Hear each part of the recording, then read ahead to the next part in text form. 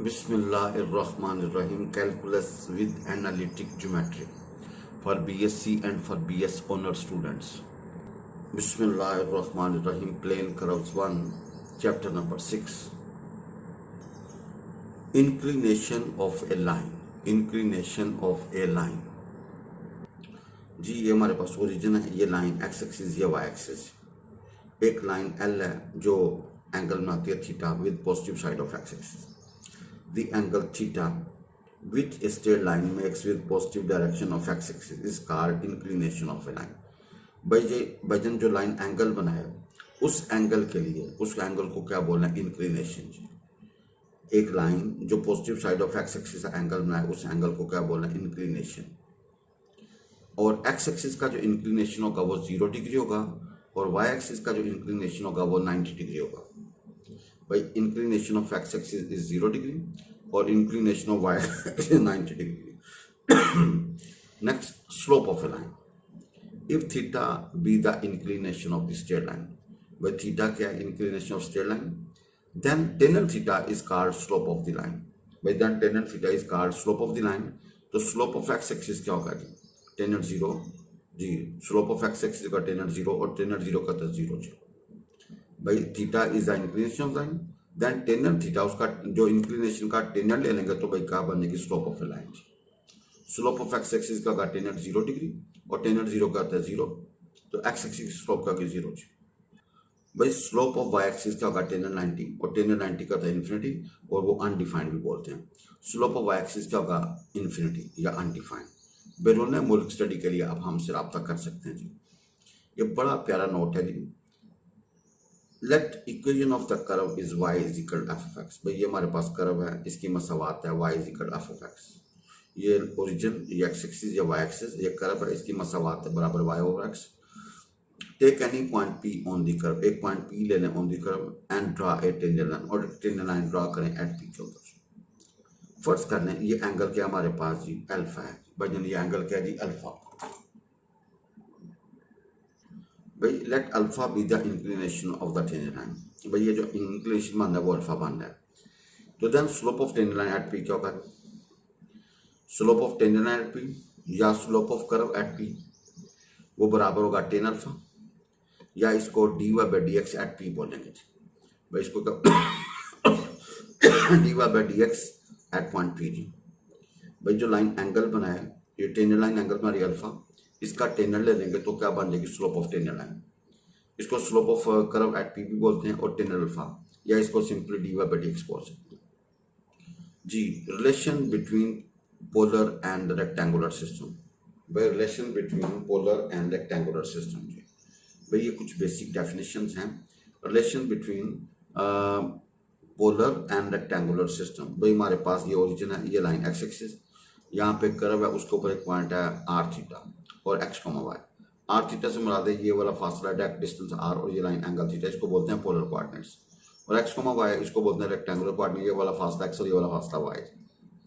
अब जरा देखें बेस ओवर हाइपोटेन्यूज करेंगे तो क्या होगा? कॉस ऑफ थीटा, पॉइंट को हाइपोटेन्यूज करेंगे तो साइन ऑफ थीटा। भाई एक्स ओवर आर करेंगे तो क्या? Cos theta. Y over R करेंगे साइन थीटा। एक्स की value R cos theta, Y की वैल्यू आर साइन थीटा। भाई एक्स की वैल्यू क्या होगी? आर कॉस थीटा, वाई की वैल्यू क्या होगी? R sine theta. भाई एक्स की वैल्यू क्या होगी? आर कॉस थीटा, वाई की वैल्यू क्या होगी? R sine theta. ये हमने रिलेशन याद रखना है। इसको बोलते हैं relation between rectangular and polar coordinate. वो होता है X is equal to R cos theta, Y is equal to R sine theta. ये एक टॉपिक है जी। Angle between tangent and radius vector at any point P of a curve. भाई angle between tangent and radius vector, angle between tangent and radius vector at any point P of the curve जी। हमारे पास ये origin, ये curve है R is equal function of theta, polar form है। भाई यहाँ पे एक पॉइंट पी दिया, इसको जब ओरिजिन के साथ मिलाएंगे, इस लाइन को जब आगे बढ़ा देंगे तो ये बन जाएगा रेडियस वेक्टर। भाई इस पॉइंट को जब ओरिजिन के साथ मिलाते हैं और इस लाइन को आगे बढ़ा देंगे, ये बनेगा रेडियस वेक्टर। यहाँ पे पॉइंट पी के ऊपर एक लाइन ड्रा की जो इसको टच करे पी के ऊपर, तो इसको बोलते हैं टेंजेंट लाइन एट पी। भाई टेंजेंट लाइन जो एंगल बनाएगी उसको बोलते हैं अल्फा जी। भाई टेंजेंट लाइन जो एंगल बनाएगी उसको बोलेंगे अल्फा, और ये एंगल थीटा है, और टेंजेंट लाइन और रेडियस वेक्टर के दरमियान एंगल होगा साई। इधर साई है तो इधर भी साई होगा जी। Let equation of curve R बराबर फंक्शन ऑफ थीटा। भाई कर्व हमारे पास है R is equal function of theta, then OP line is produce to R, उसको आगे बढ़ा दें, called radius factor at P, उसको क्या बोलते हैं, radius factor at P. Let the tangent line at P makes an angle alpha, जी let the tangent line at P makes an angle alpha with positive direction of X axis, भाई tangent line जो angle होती है उसको alpha बोलते हैं। Let psi, angle psi is the angle between tangent and radius factor at P, भाई ये radius factor और टेंजेंट के दरमियान जो एंगल है वो साई है जी, भाई ये क्या है, साई है, ये रेडियस फैक्टर और टेंजेंट का एंगल साई कह रहे हैं जी। तो from figure alpha is equal to theta plus psi, भाई दो अंदरूनी जावियों का मजमुआ जो है ना बैरूनी जाविये के बराबर तरी, भाई sum of two internal angle is equal to external angle, तो थीटा प्लस साई किसके बराबर होगा, अल्फा के, तो अल्फा बराबर होगा थीटा जमा साई के जी, भाई थीटा बराबर होगा अल्फा जमा साई के जी।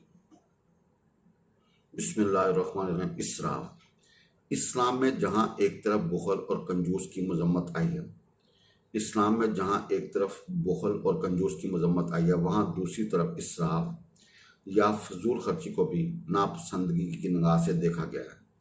सूरह बनी इसराइल आयत नंबर 26 और 27 में इरशाद हुआ है, और फजूल खर्ची ना करो, और फजूल खर्ची ना करो, बेशक फजूल खर्च लोग शैतान के भाई हैं, और शैतान अपने रब का नाशुक्र है, और शैतान अपने रब का नाशुक्र है। ये बड़ा प्यारा फिक्र है, शैतान अपने रब का नाशुक्र है। अल्लाह ताला इंसान को जो माल देता है वो इसलिए देता है कि वो इसे अपनी जायज़ ज़रूरियात पर खर्च करे और अल्लाह की राह में देकर अपनी आखिरत बनाए। जब इंसान इस माल को फजूल उड़ाना शुरू कर देता है तो वो दर हकीकत खुदा की दी हुई नेमत को गलत जगह इस्तेमाल करके खुदा की नाशुक्री ही कर रहा होता है। माल को फजूल उड़ाने की कई शक्लें होती हैं। मसलन माल को, नंबर 1, माल को सिर्फ इसलिए बेदरे खर्च करना कि लोग देखकर मरगूब हों और वाह वाह करें, जैसे लोग शादी ब्याह और दूसरी तकरीबात में महज दिखावे की खातर हद से ज़्यादा फजूल खर्ची करते हैं। नंबर 2, माल को ऐसे मसारफ पर खर्च करना जो इस्लामी शरीयत में ममनू है, मसलन शराबखोरी और दूसरे ऐसे ही ममनू अफ़वाल पर।